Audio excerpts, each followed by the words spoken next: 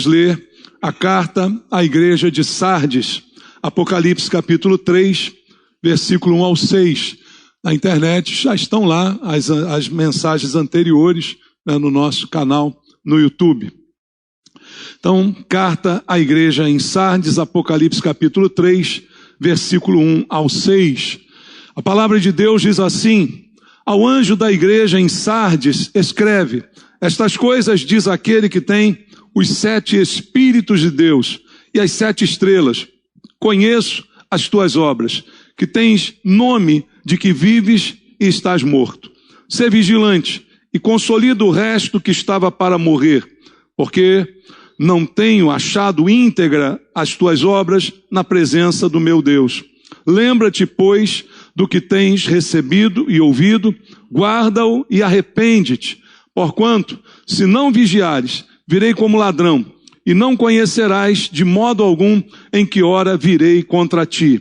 Tens, contudo, em Sardes umas poucas pessoas que não contaminaram as suas vestiduras e andarão de branco junto comigo, pois são dignas. O vencedor será assim vestido de vestiduras brancas, e de modo nenhum apagarei o seu nome do livro da vida. Pelo contrário, confessarei o seu nome diante de meu Pai e diante dos anjos. Quem tem ouvidos, ouça o que o Espírito diz às igrejas. Oremos. Pai, tua palavra foi lida aqui por cada um de nós, e agora o que nós precisamos é entender aquilo que o Espírito Santo deixou registrado para a nossa edificação, para a nossa transformação. Vem falar conosco, meu Deus, porque estamos aqui para ouvir a tua voz. Nenhum de nós veio aqui interessado em doutrinas de homens, muito menos em filosofias desse mundo. Nós queremos ouvir a palavra de Deus que venha da tua boca, que o Senhor abra o nosso coração para que possamos dar ouvidos à tua voz e a tua palavra transforme a nossa vida. Mas para isso também, eu que estou aqui ministrando a tua palavra, Pai, peço que o Senhor tenha misericórdia de mim, que a tua graça esteja sobre a minha vida e que não me falte a unção do Espírito Santo, para que eu possa ministrar a tua palavra neste poder, e neste poder toda distração seja retirada, Pai, e nós possamos dar ouvidos àquilo que o Espírito Santo diz à igreja. Assim, oro com meus irmãos em nome de Jesus. Amém. Graças a Deus. Podem sentar, irmãos.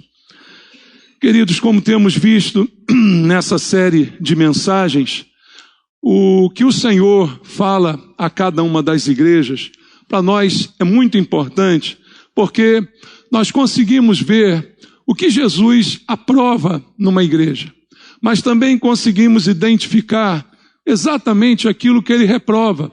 E isso mostra que Jesus, como já disse nas mensagens anteriores, está de olho na igreja. Ele está presente na igreja, ele vê aquilo que nós fazemos, ele vê aquilo que nós somos como igreja. E aqui em cada carta, quando ele vê algo bom, ele elogia e ele diz qual é o prêmio. Mas quando ele vê algo ruim, ele critica, sim, e ele dá uma punição para aquilo que é ruim. Então é preciso a gente olhar com atenção para essas cartas, também para entender que Deus é amor, sim, é misericórdia, claro, mas também é justiça, e ele certamente está pronto para melhorar a sua igreja, falando, trazendo a palavra, para que a gente olhe para ela, se confronte com ela e mude de acordo com a vontade de Deus. Então, conhecer o que Jesus aprova e o que ele reprova na igreja é muito importante. Conhecer qual é o prêmio, qual é o castigo para esses casos é muito importante para nós. Por quê? Eu imagino que como igreja, o que nós queremos como igreja? O que você deseja como crente? Será que nós somos crentes apenas para desejar as coisas desse mundo? Desejar o melhor para mim? Eu acredito que todo cristão tem o desejo genuíno de agradar a Deus. Ou não? Aquele que te salvou, aquele que fez o que ninguém poderia fazer por você, que te amou de tal maneira a dar seu filho, para que você creia e tenha o perdão dos seus pecados. Então eu acho que o mínimo que nós desejamos genuinamente é agradar a Deus. Mas para que eu agrade alguém, eu preciso saber qual é o gosto dessa pessoa. Já passou pela experiência de trazer um presente para uma pessoa e ela não gosta daquele presente? E aí? Ela pode até ficar grata, né? Poxa, legal, você lembrou de mim, mas intimamente ela não foi agradada, porque você deu algo que ela não queria, que ela não precisava. Então, quando eu olho para as cartas, eu vejo o que Deus quer. Eu vejo o que Ele espera da gente. E aí, então, a gente pode partir para essa tentativa, certamente, de ajustar o nosso comportamento àquilo que Deus espera de nós. E cada uma dessas cartas tem essa importância para nos ensinar essas coisas, porque é o próprio Senhor Jesus falando ao líder de cada uma dessas igrejas. E como disse também, sempre bom lembrar, todas essas igrejas ficavam ali na Ásia Menor, a atual Turquia, todas muito próximas umas das outras, 40, 50, 60 quilômetros de distância. E aqui na carta, a igreja em Sardes também é uma cidade ao sul de Tiatira, uma outra igreja, né, que já vimos, a 48 quilômetros ali de distância, e também ela tinha algumas características e Jesus vai destacar essas características e vai usar na carta essa característica para que a linguagem seja uma linguagem que o povo daquela cidade entende bem, porque ele usa características da própria cidade para falar aquele povo. E essa cidade de Sardes, ela era conhecida por um forte culto ao imperador. Havia ali um culto idólatra ao imperador, e também essa cidade, antigamente, foi a principal cidade do antigo reino de Lídia. A Bíblia vai mencionar isso mais adiante. Mas esse reino de Lídia tinha um significado importante aí na história da humanidade, porque foi lá que foram cunhadas as primeiras moedas, segundo diz a história. Então, as primeiras moedas foram cunhadas ali no reino da Lídia, e foram assim que começou o comércio com esse meio de pagamento, né? Uma moeda que representava um valor em dinheiro.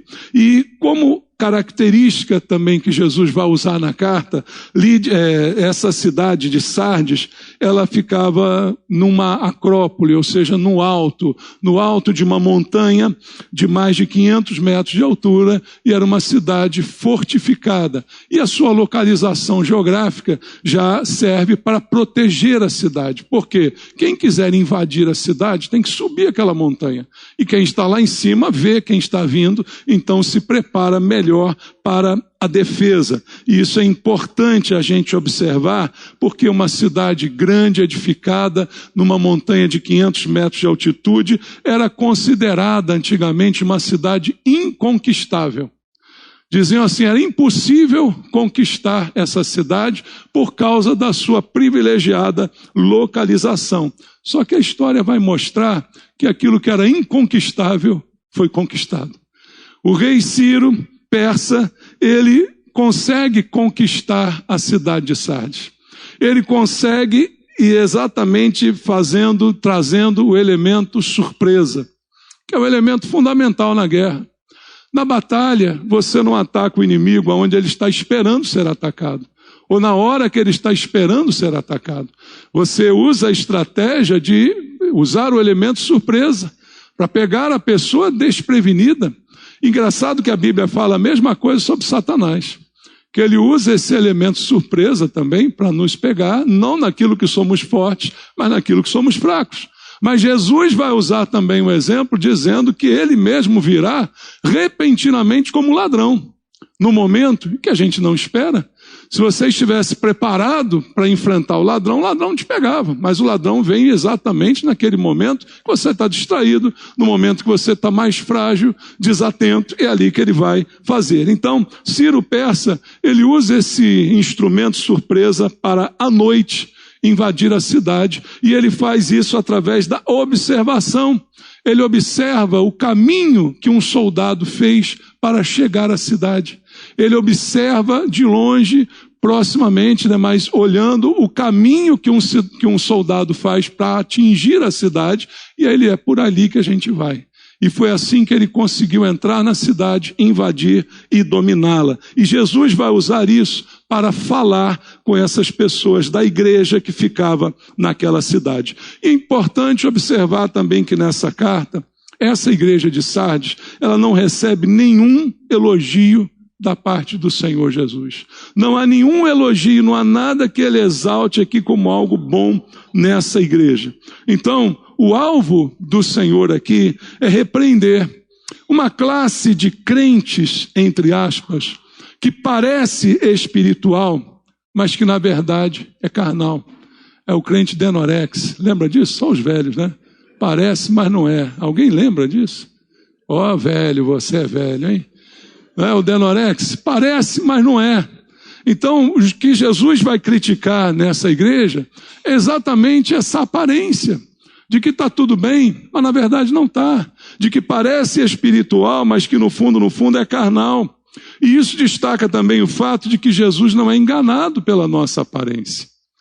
Deus não é enganado pelo que nós aparentamos, mas nós podemos enganar muita gente com a aparência que a gente apresenta às pessoas. Isso é um risco muito grande, e pior que nós caímos nisso, porque a gente usa às vezes esse critério.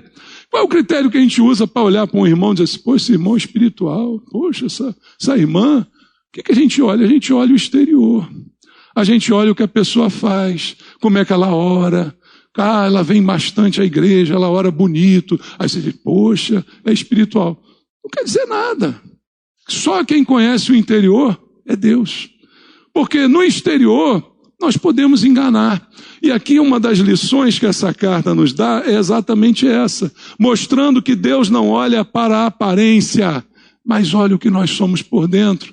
E é o único capaz de enxergar lá dentro de cada um de nós. Então, indo para a carta, começando aqui no primeiro versículo, está escrito: ao anjo da igreja em Sardes escreve. Já falamos, mas vou falar de novo para quem não viu, ouviu.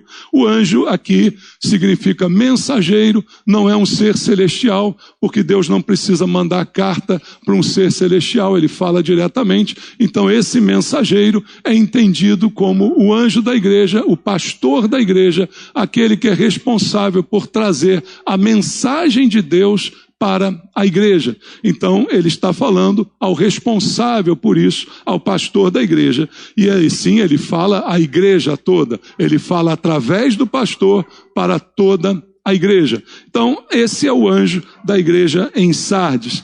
E ele continua dizendo o seguinte: estas coisas diz aquele que tem os 7 Espíritos de Deus. Repara com letra maiúscula, Espíritos de Deus, e as 7 estrelas.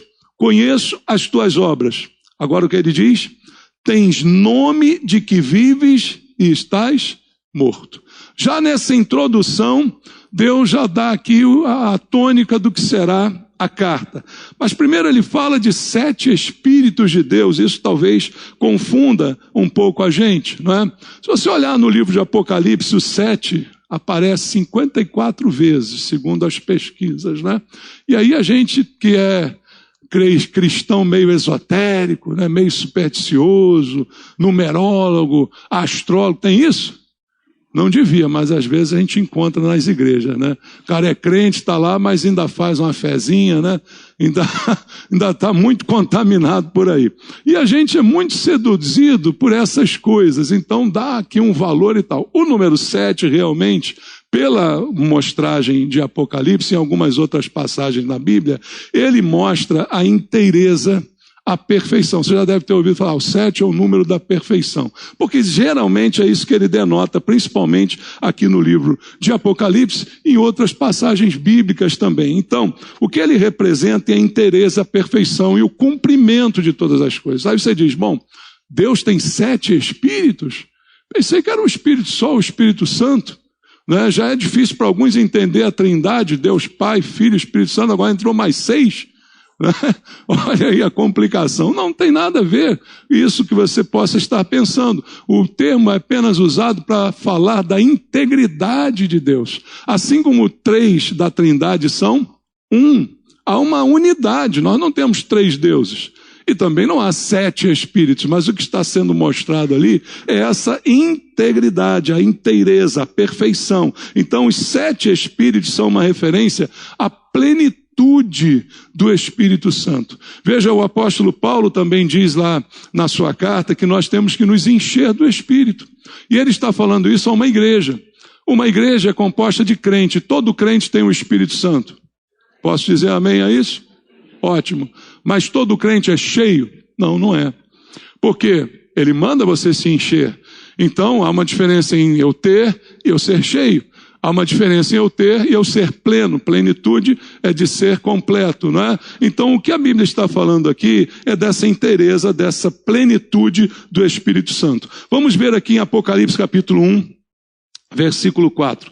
Primeiro capítulo. João às 7 igrejas que se encontram na Ásia. Graça e paz a vós outros da parte daquele que é, que era e que há de vir. Da parte dos 7 espíritos que se acham diante do seu trono. Olha aqui a referência. Os 7 espíritos diante do trono de Deus, a plenitude, as características do Espírito Santo. Lá em Gálatas 5:22 você vê o fruto do Espírito Santo. Eu não devo ter um só, eu devo ter todos. Todos devem se manifestar na minha vida. A plenitude, ser cheio do Espírito Santo é uma ordem do Senhor para todos nós. Agora, Apocalipse capítulo 4, versículo 5.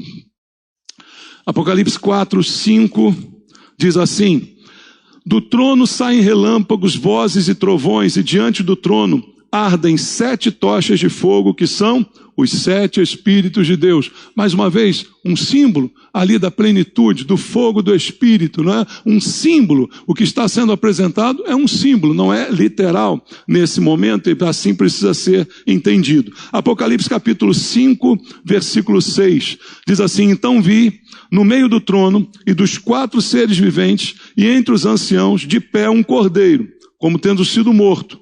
Ele tinha 7 chifres, bem como 7 olhos, que são os 7 Espíritos de Deus enviados por toda a terra. A plenitude do Espírito Santo. Deus é onipresente, está em todos os lugares. Deus Pai, Filho e Espírito Santo está ao mesmo tempo em todos os lugares. Então, isso é o cumprimento, a perfeição, a inteireza, a integridade. E agora veja o que diz, trazendo aqui um exemplo prático nas Escrituras, em Isaías capítulo 11.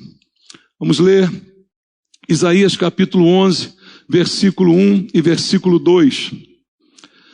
Do tronco de Jessé sairá um rebento, e das suas raízes um renovo. Repousará sobre ele o quê? O Espírito do Senhor. Primeiro, Espírito de sabedoria. 2, entendimento. 3, conselho. 4, fortaleza. 5, conhecimento. 6, temor do Senhor. 7. Um exemplo aqui dos 7 características do Espírito de Deus que repousa sobre aquele que está pleno do Espírito Santo. Então está mais uma vez mostrado o que Deus quer dizer através desse termo, a sua plenitude. Porque Ele tudo sabe, Ele tudo vê. E é pelo Espírito que se discernem todas as coisas. É um dom espiritual o discernimento. E Deus, que é Espírito, Ele sabe quem nós somos por dentro. Por isso Ele olha para aquela igreja e diz, como está escrito aqui no primeiro capítulo: conheço as tuas obras, tem nome de que vive, mas está morto. Como é que Ele sabe disso? Porque Ele sabe o que é por dentro. Ele sabe não apenas o que eu mostro por fora, mas o que eu sou por dentro. Veja o que diz a Bíblia no segundo livro de Crônicas, segundo Crônicas, capítulo 16, na primeira parte do versículo número 9. Segundo Crônicas 16, 9.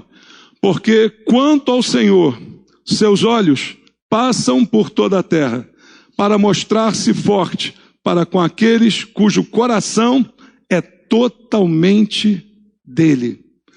O Espírito de Deus sabe quem somos, está em toda parte, olha todas as coisas e, como diz a Bíblia, se mostra forte para aqueles cujo coração é totalmente dele. Só Ele sabe o quanto do nosso coração pertence a Deus, o quanto está o nosso nível de pertencimento, de presença do Senhor. Então os 7 Espíritos de Deus estão aqui ilustrados para mostrar o quanto Deus conhece a sua igreja. E no mesmo versículo fala das 7 estrelas, e nós já vimos lá em Apocalipse 1,16, mas eu volto para que a gente veja de novo. Tinha na mão direita 7 estrelas, e da boca saía-lhe uma afilhada espada de 2 gumes. O seu rosto brilhava como o sol na sua força. 7 estrelas, os líderes de cada uma das 7 igrejas, como já foi dito. Ele passeia no meio dos candeeiros, que são as igrejas, e tem nas mãos as 7 estrelas, que são os líderes de cada igreja. Então, mais uma vez, está mostrado o que isso significa. E ele diz, eu conheço as tuas obras. Como diz em todas as cartas, conheço o que você faz. Conheço como você é.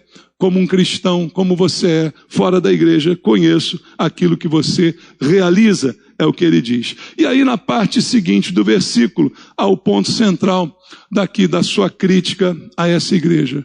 Eu conheço as tuas obras, que tens nome de que vives e estás morto. O que é ter nome, mas não ter de fato a vida? Tenho nome de que estou vivo. Me chamam de uma igreja viva, mas na verdade estou morto. Me acho uma igreja viva, mas na verdade estou morto. Me acho um crente vivo, mas na verdade estou morto. Essa frase, ela mostra a diferença entre reputação e caráter. Há uma diferença muito grande entre uma coisa e outra. Reputação e caráter. Qual é a reputação? Reputação é o que os outros acham de mim. Essa é a minha reputação. Como é que está a minha reputação? Estou bem. Olha, todo mundo me considera, todo mundo acha que eu sou um homem de Deus, uma mulher de Deus, pelo que eu faço, pelo que eu apresento, pelas obras que realizo. Então a minha reputação, ela é aquilo que as pessoas acham de mim. Mas e o caráter? O caráter é aquilo que eu sou, quando ninguém está olhando. Caráter é aquilo que está aqui dentro e que ninguém conhece. E a gente é movido, de fato, pelo caráter, não pela reputação. Porque o caráter faz com que eu faça o que é certo, mesmo quando eu não vou receber nenhum aplauso, nem nenhuma recompensa por isso. O caráter faz com que eu escolha a honestidade, mesmo quando ninguém poderia ficar sabendo do que estou fazendo de errado. Esse é o caráter. Agora, a reputação, ela é evidente. Às vezes a gente tem uma má reputação, aí já é um problema pior ainda, né? Qual é a má reputação? Todo mundo sabe que você é um safado, que você é um enrolador, é um 7-1, como falam por aí, né? Aí é uma má reputação, mas o problema daqui é que essa igreja tinha uma boa reputação, mas não tinha um caráter, não tinha um interior sadio. Então ela tinha a aparência de que estava viva, mas para Deus ela está morta. E aí por causa disso, veja, diferente das outras cartas, Jesus não fala que o problema é algum falso profeta, que ela tem algum tipo de perseguição. Essa igreja não tem nada disso, porque aparentemente, quem olhasse para Sardes iria dizer assim, que igreja boa, olha, a igreja está legal, a igreja está firme, igreja sólida, tenho até vontade de congregar lá. Né? A aparência seria essa. A aparência dessa igreja, a sua fama, a sua reputação seria essa. Uma reputação de sucesso, de espiritualidade. E hoje, irmãos, veja como o nosso mundo se move por reputação. Já percebeu isso? O mundo hoje se move por reputação. A reputação é o número de likes que você tem na rede social. É o número de inscritos que você tem no seu Instagram, de seguidores, né? No seu canal. Essa é a reputação. E quanto mais você tem isso, mais você pode lucrar com isso. Irmãos, eu vejo às vezes uns perfis aí que só misericórdia. Aí eu olho lá, quantidade de seguidor do perfil, 800 mil. Aí eu vejo que a pessoa publica, eu falo, não é possível, tem alguma coisa muito errada nesse mundo. Ela bota assim, hoje estou comendo não sei o que, parece um Teletubby, creminho gostoso. Estou comendo. 800 mil seguidores. Aí é o mundo que nós estamos vivendo. Ou seja, onde a reputação é muito mais importante do que o caráter. Onde o que os outros pensam de mim. Então nós estamos vivendo esse tempo em que o que valoriza é a reputação. Não é o conteúdo. Qualquer coisa lá, mas você já tem a fama. Opa, deito na fama agora, não é? Então a gente está vivendo a época de deitar na fama, e muitas igrejas até são assim. Irmãos, às vezes eu vejo os piores absurdos na internet. Como falei aqui semana passada, os centros de macumba evangélicos estão por aí, né? E passou batendo atabaque, sambando, pulando, rebolando. E aí você olha lá, tem não sei quantos mil seguidores. Eu falei, não, tem uma coisa errada nesse mundo. Porque o que importa é a reputação. Aí você diz assim, deve ser bom. Porque você avalia também com o critério da reputação. Ó, se tem muitos seguidores, é porque é bom. Ah, se a igreja é muito grande, é porque é boa. Se a igreja tem vários prédios, é porque é boa. Se no templo cabem 10 mil pessoas, é porque é boa. Isso é reputação. Mas isso não é o caráter, isso não é o conteúdo. Mas o que é bom disso tudo é que, embora a reputação engane a gente, ela não engana Jesus. E ele diz assim, olha, eu conheço você aí, eu sei que você tem essa fama de que está vivo. Mas, na verdade, para mim, você está morto. Porque você não tem o poder do Espírito Santo. Você não tem a retidão de caráter. Você tem a reputação. A fama se espalha, mas ela não é condizente com aquilo que eu sei a respeito de você. Então estavam mortos, como Jesus diz. Mas eu não quero viver como morto. Eu quero ter a aparência de que estou vivo. Eu não quero aparentar um defunto. Não, eu quero ter a aparência que alguém olha para mim, poxa, está cheio de vida. Oh, que igreja boa. E não é assim que funciona. Veja o que Jesus faz numa situação parecida com essa. Vamos abrir a Bíblia em Marcos, no Evangelho de Marcos, no capítulo 11, no versículo 12 ao versículo 14. A passagem conhecida. Marcos, capítulo 11, do 12 a 14, a figueira. No dia seguinte, quando saíram de Betânia, teve fome. E vendo de longe uma figueira, olha o detalhe, com folhas, foi ver se nela, porventura, acharia alguma coisa. Aproximando-se dela, nada achou, senão folhas, porque não era tempo de figos. Então, lhe disse Jesus, nunca jamais coma alguém fruto de ti. E seus discípulos ouviram isso. O texto continua, diz que depois passaram lá e a figueira estava seca. Aí muita gente pode pensar, poxa, mas não era tempo de figo. Por que Jesus vai ser tão duro com essa figueira se não é tempo de figo? Mas se não é tempo de figo, então não é tempo de estar toda folhada. Tem uma coisa errada aí com essa aparência. A aparência tentou enganar. A aparência produziu o pensamento de que teria algum conteúdo. Então aquela folhagem bonita daquela figueira me leva a pensar que mesmo fora da época deve ter um fruto lá. Mas não tinha, porque era só aparência. E aí, amados, a nossa reflexão é, a gente se satisfaz em viver de aparência. A gente se satisfaz com a nossa reputação, mesmo sabendo que por dentro o caráter não está legal. Então essa é uma reflexão para fazer, porque Deus sabe quem é cada um de nós. Deus não se impressiona com o número de likes que a gente tem, nem de seguidores. Mas Ele sabe o que está no interior de cada um. Então ter apenas a fama e não mostrar de fato o que somos, não muda nada. A gente pode até agradar as pessoas, mas não agrada a Deus. E o padrão de Deus para ser agradado é muito fácil. Você sabe qual é? Fé. O que ele disse? Sem fé é impossível agradar a Deus. Veja como parece tão fácil agradá-lo, mas ao mesmo tempo é tão difícil, porque a fé exige mudanças, a crença verdadeira exige atitudes, exige obras, exige transformações, e aí eu posso fingir que eu creio. É como muitos estão dizendo hoje, há pessoas que no nome são cristãs, mas na prática são ateus. Entende? Que coisa mais louca, não é? Eu falo como crente, me comporto, vou à igreja, dou dízimo, leio a Bíblia, mas na hora H eu ajo como se eu não acreditasse em Deus. As minhas ações não são lastreadas na minha fé. E aí eu posso agradar todo mundo.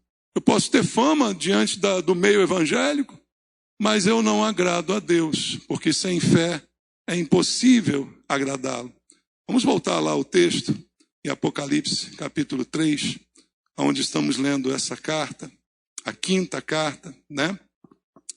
Aonde Jesus continua dizendo assim no verso 2: Sê vigilante e consolida o resto que estava para morrer, porque não tenho achado íntegras as tuas obras na presença do meu Deus. Coisa que me chama a atenção nesse versículo é que ele fala de que o resto estava para morrer também. Ou seja, a igreja toda está assim? Não. Não é a igreja toda. Mas tem um resto. E ele diz que esse resto também está para ficar assim. Por quê? Porque essa morte espiritual é contagiante. Isso pega, irmãos. Falta de fé pega, sabia? Se você tiver uma pessoa, se ela tem a falta de fé, afaste-se dela, porque isso é contagioso. Conversa meia hora com alguém que tem falta de fé na igreja. Estou falando na igreja, estou falando fora não. Conversa meia hora com o irmãozinho que você fala para ele, ele está assim, não tem jeito não, isso aí não. Se eu não fizer, Deus não faz. Então, se afasta, chuta que é macumba. É perigoso, irmão.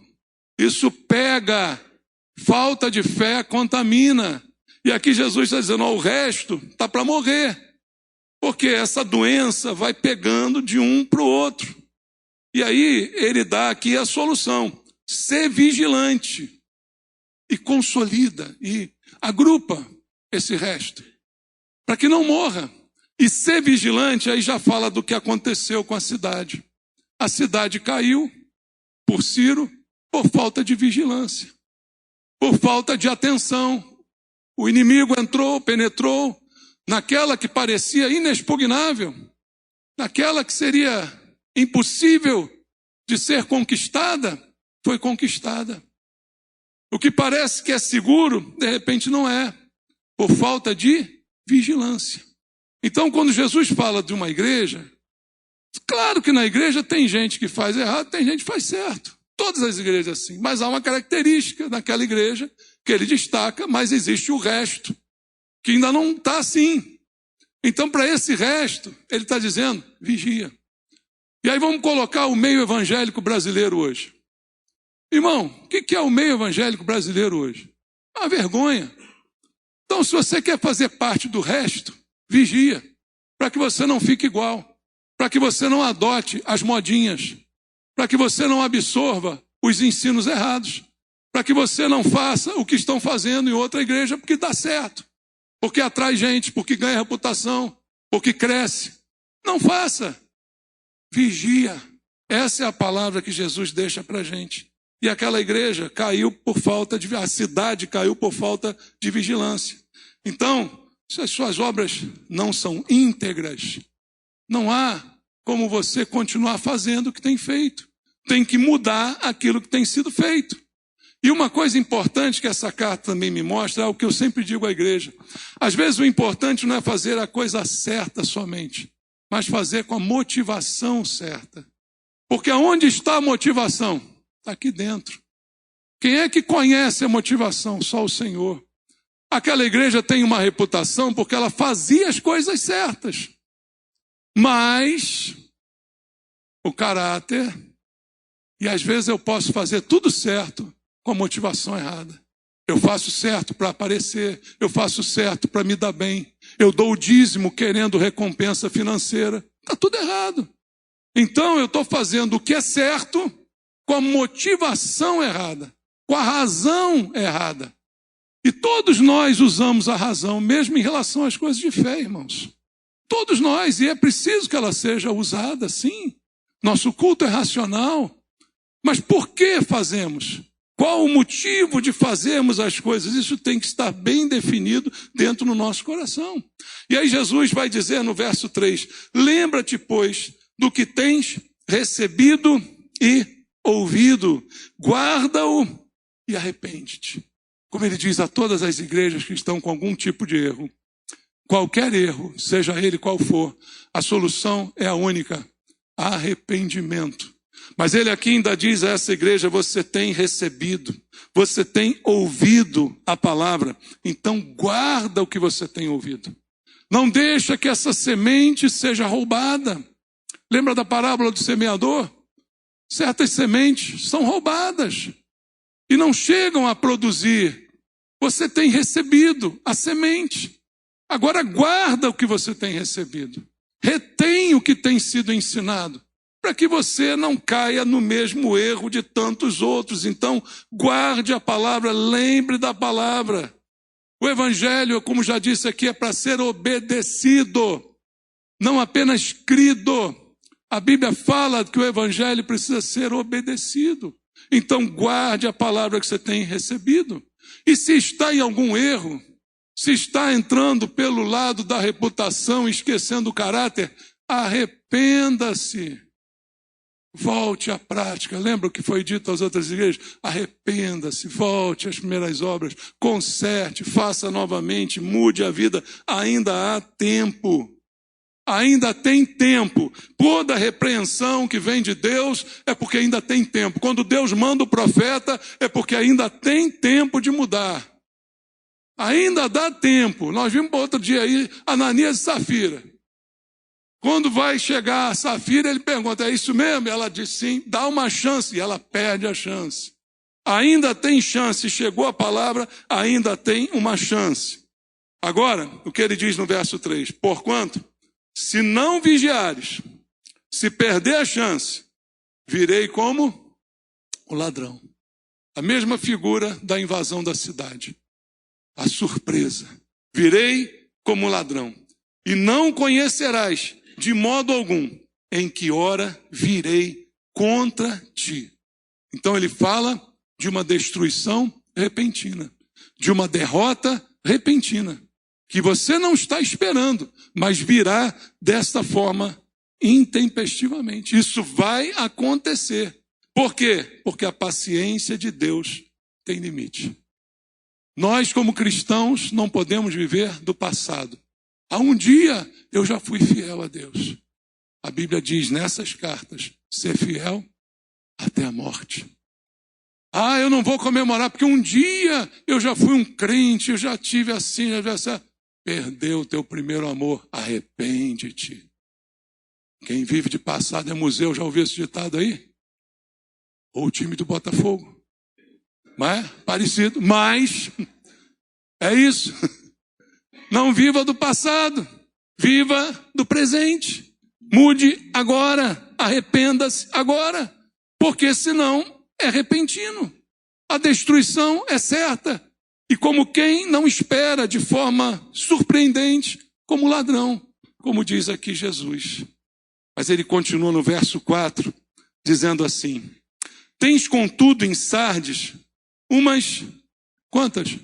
Poucas pessoas, que não contaminaram as suas vestiduras, e andarão de branco junto comigo, pois são dignas. Esse versículo fala de algo que a Bíblia fala em vários momentos, que é o remanescente. Sempre existe um remanescente. Como eu disse, nenhuma igreja é totalmente... Não, tem um remanescente. É uma igreja de Deus, né?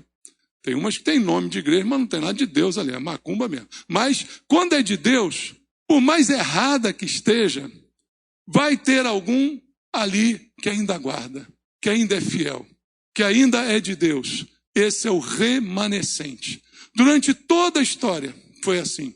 Lá em Isaías capítulo 1, você vai ler depois, está lá escrito do remanescente. Se Deus não tivesse deixado alguns, já há muito teríamos sido totalmente destruídos. Deus preserva o seu remanescente. A gente acha que a reforma protestante foi em 1517 com Lutero.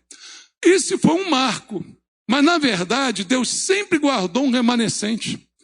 Quando Constantino estragou tudo, né, lá em 325, tudo isso estava ruim, estava oficial, estava do Estado, mas sempre houve uma igreja paralela. Sempre houve crentes antes de Lutero, houve crentes que não se renderam, que morreram pela sua fé, que guardaram a palavra, que não entraram no sistema católico. Sempre teve. Deus sempre guarda um remanescente na sua igreja. E agora, por pior que as coisas fiquem, continuem se transformando, haverá sempre um remanescente, que eu quero é fazer parte dele. Que a gente possa fazer parte desse remanescente. Por quê? O que esse remanescente fez demais? Não fez nada demais. Não existe super crente. Só existe crente. Também não existe meio crente. Nem super, nem meio. Só existe crente. Então eles não se contaminaram. O que eles fizeram? Evitaram a contaminação. Então não foram contaminados com a morte espiritual que reinava naquela igreja. Não se contaminaram, mantiveram a sua simplicidade e a sua pureza. Eu não preciso descobrir uma doutrina nova, eu não preciso inventar um movimento, eu não preciso de ser grande aos olhos dos outros, eu só quero ser crente. Como diz Miqueias 6:8, que você ande humildemente com o teu Deus. É só o que precisa. Mais nada do que isso. E esses são os remanescentes. Andarão de branco com Jesus, como ele diz aqui no versículo 4. Mas por quê? Porque já andam de branco. Andarão de branco porque já andam hoje. Porque hoje já não se contaminaram. Porque hoje já não se deixaram manchar. Já não tiveram suas vestes manchadas. E esses são, de fato, os vencedores. E aí Jesus diz no verso 5, o vencedor será assim vestido de vestiduras brancas, e de modo nenhum apagarei o seu nome do livro da vida. Pelo contrário, confessarei o seu nome diante do meu Pai e diante dos seus anjos. Nem todo mundo que está na igreja tem um nome no livro da vida. Nem todo mundo que está numa igreja é um vencedor. Que vence o mundo é a nossa fé, como diz a Bíblia. Mas nem todo mundo que está na igreja tem fé. Nem todo mundo que está na igreja agrada a Deus. E aqui Jesus fala para o vencedor, dizendo que ele será vestido com essa veste espiritual. Que ele será assim vestido de vestes brancas, que representam simplesmente a pureza. Representam simplesmente a manutenção do modo de vida que Deus tem para cada um de nós. Veja, para a gente encerrar aqui, mais 2 versículos. Eclesiastes, capítulo 9. Vamos ler a Bíblia lá no livro de Eclesiastes. No capítulo número 9, no versículo número 8. Eclesiastes, capítulo 9, verso número 8. Está sendo dito assim: em todo tempo sejam alvas as tuas vestes. Deus tem roupas novas para te dar, mas elas já têm que ser limpas hoje. Elas já têm que ser claras, alvas hoje. Hoje eu ando de branco, para que no futuro eu possa andar também. Então sejam alvas as tuas vestes, e jamais falte o óleo sobre a tua cabeça. Esse é o padrão de Deus. É só viver assim. É só viver com retidão. É só continuar no caminho da justiça. A gente erra? Sim, a gente erra. Não entenda isso como perfeição. Perfeitos seremos um dia. Hoje estamos buscando isso.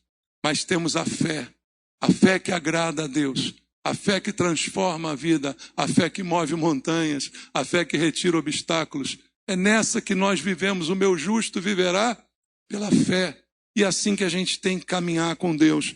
Alvas vestes e cheios do Espírito. Não falte o óleo sobre a nossa cabeça. E aí, o nome no livro da vida jamais será apagado. É nisso que eu creio. Nos verdadeiros cristãos. Não aqueles que apenas frequentam uma igreja, mas naqueles que de fato o são. Confessam Jesus e são por Jesus confessados. Para terminar, em Mateus capítulo 10, no versículo 32 e 33, todos conhecemos o texto que diz assim: portanto, todo aquele que me confessar, aonde?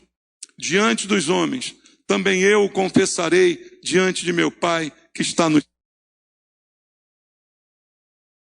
homens, também eu o negarei diante de meu Pai que está nos céus. Você entendeu? Quem tem ouvidos, ouça o que o Espírito diz à igreja. Falou contigo, agora escute e obedeça, em nome de Jesus. Vamos orar? Pai, nós te damos graças por ter a oportunidade de ouvir a tua palavra, de receber a palavra enquanto é tempo, enquanto é dia de conserto, enquanto é tempo de transformação. O tempo é agora, o dia da salvação é hoje, o dia da confissão é hoje. Pai, obrigado por essa oportunidade de ouvir o alerta da boca do Senhor para mudar a nossa vida, para não valorizar tanto a reputação quanto o caráter, que seja mais importante aquilo que ninguém vê do que aquilo que os outros notam e percebem em nós. Pai, tem misericórdia de nós. Queremos ser parte desse remanescente que continua andando de branco na tua presença, para os quais o Senhor escreveu o nome no livro da vida e de maneira nenhuma será apagado. Abençoa e levanta aqui, Senhor, uma igreja de remanescentes, que não se dobra, que não se